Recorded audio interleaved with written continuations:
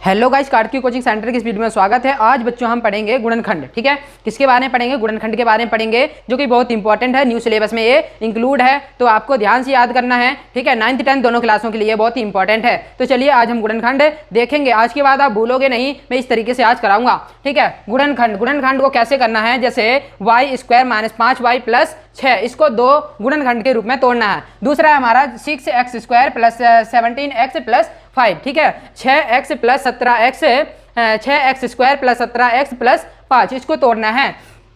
सबसे पहले हमें ये देखना है लास्ट वाली संख्या और पहली वाली जो स्क्वायर वाली संख्या, इनके साथ कोई संख्या है। अगर इधर कोई संख्या होती तो हम 6 से गुना कर देते। ठीक है, तो कुछ भी नहीं है तो एक ही होगा, तो 6 एकम 6 होती है। हमें 6 जो 6 दे रखा है, 6 को इस तरीके से फैक्टर करना है कि हमें क्या आना चाहिए, 5 आना चाहिए। चाहे हमें जोड़ने पर आना चाहिए, चाहे घटाने पर आना चाहिए। ठीक है, हमारे पास 5 ही आनी चाहिए। ठीक है, माइनस प्लस कुछ भी माइनस करें या प्लस करें, हमारे पास क्या आना चाहिए, 5 आना चाहिए। और गुना करने पर दोनों संख्याओं को क्या होना चाहिए, हमारे पास 6 आना चाहिए। तो हम इसको तोड़ते हैं। ठीक है, अगर इसको मैं 2 से तोड़ता हूं तो 3 आ जाएगा, 3 से तोड़ूंगा तो कितना, 1 आ जाएगा। अगर मैं 3 प्लस, ठीक है, इस तरीके से देखते हैं, अगर मैं 2, ठीक है, इधर देखिए, 2 + 3 करता हूं तो ये मेरा 5 आ जाएगा।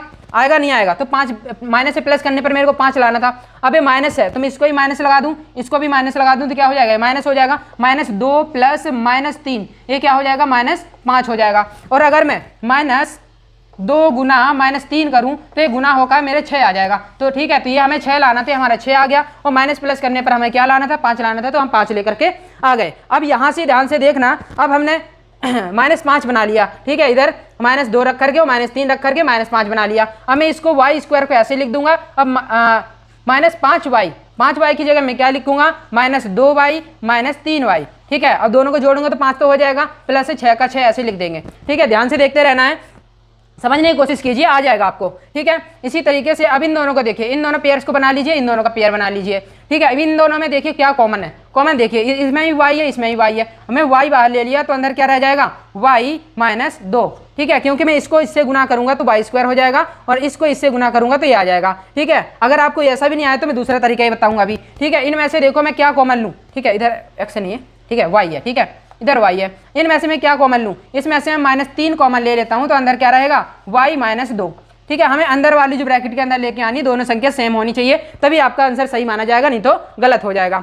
ठीक है, तो हमने y कॉमन लिया, अंदर क्या बचा, y - 2। इधर -3 कॉमन लिया तो अंदर आ गया y - 2। ठीक है, तो एक बार हम y - 3 लिख देंगे। ठीक है, ये वाली संख्या, और एक बार इन दोनों में से कोई एक लिख लेंगे, y - 2 आ जाएगी। तो ये हमारे दोनों गुणनखंड हो गए और यही हमारा आंसर हो जाएगा। ठीक है, ठीक है, अगर फिर भी अगर नहीं समझ में आया तो मैं अभी इसको कैसे लिख सकते हैं, इसको, इस वाली संख्या को मैं y गुना y लिख देता। ठीक है, और इसको मैं क्या लिख देता, गुना में -y और -y। ठीक है, तो अब देखो कि -y, ठीक है, -2y,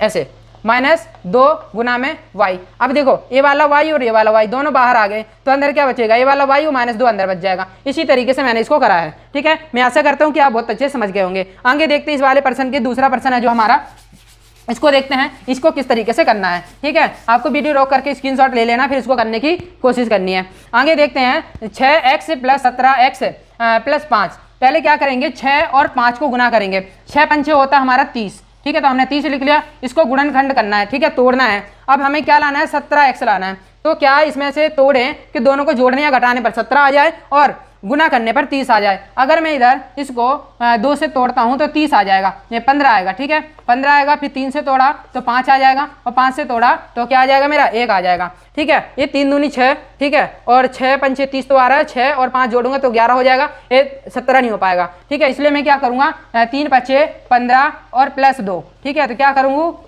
करेंगे, 15 + 2 करेंगे तो हमारा आ जाएगा 17। ठीक है, और दोनों को गुना करूंगा, इसको और इसको अगर गुना करूंगा तो क्या आ जाएगा, मेरे पास 30 आ जाएगा। तो मतलब यही मेरा सही आंसर होगा। ठीक है, तो मैं अगर 17 की जगह क्या लिख सकता हूँ, ठीक है, इसको इधर लिखता हूँ 6x²। 17 की जगह लिखूंगा मैं, 17 की जगह लिखूँ मैं +2x + 15x + 5। ये मैंने 15 पीछे क्यों लिया है, क्योंकि ये 5 5 है, दोनों 3 5 से कटेंगे तो कॉमन ले सकते हैं। ठीक है, अब देखते हैं इधर इन दोनों का पेयर बनाते हैं, इन दोनों का पेयर बनाते हैं। ठीक है, तो इनमें कॉमन क्या है, देखिए 6x² + 2x में कॉमन क्या है, 2x है।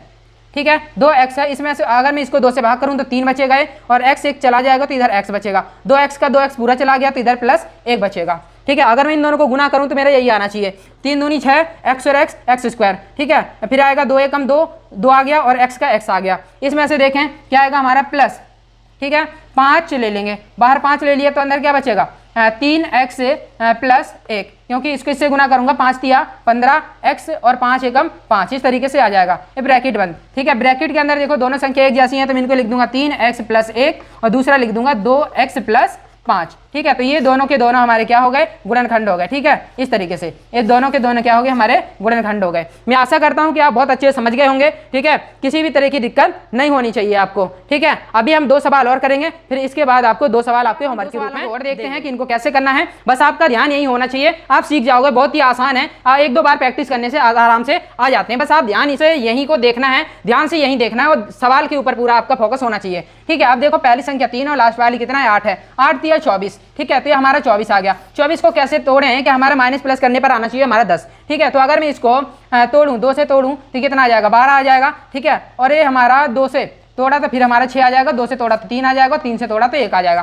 ठीक है, मेरे को 10 लाना है, 3 दूनी 6, 6 दूनी 12। अगर मैं 12 माइनस 2 करता हूं तो मेरा 10 आ जाएगा। ठीक है, तो 12 माइनस क्या 12 माइनस 2 करूंगा 10, लेकिन मेरा माइनस 10 का माइनस है तो मैं क्या करूंगा 12 को माइनस कर दूंगा, 2 को प्लस कर दूंगा, तब मेरा क्या आ जाएगा माइनस 10 आ जाएगा। ठीक है, बड़ी संख्या को मैं माइनस लगाऊंगा तभी ये लास्ट में आंसर मेरा माइनस 10 आएगा। ठीक है, तो मेरे को इसकी जगह क्या लिखना है, 10 की जगह लिखना है मेरे को 12 माइनस 12 प्लस 2 लिखूंगा। ठीक है, तो इधर मैं लिखूंगा 3x स्क्वायर,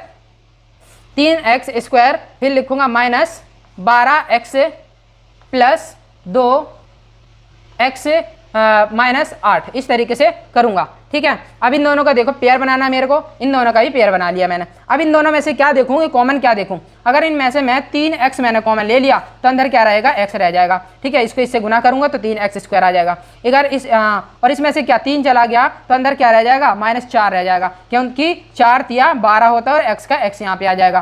फिर हमारा यहाँ पे देखना है इसमें से मैं क्या कॉमन लूँ।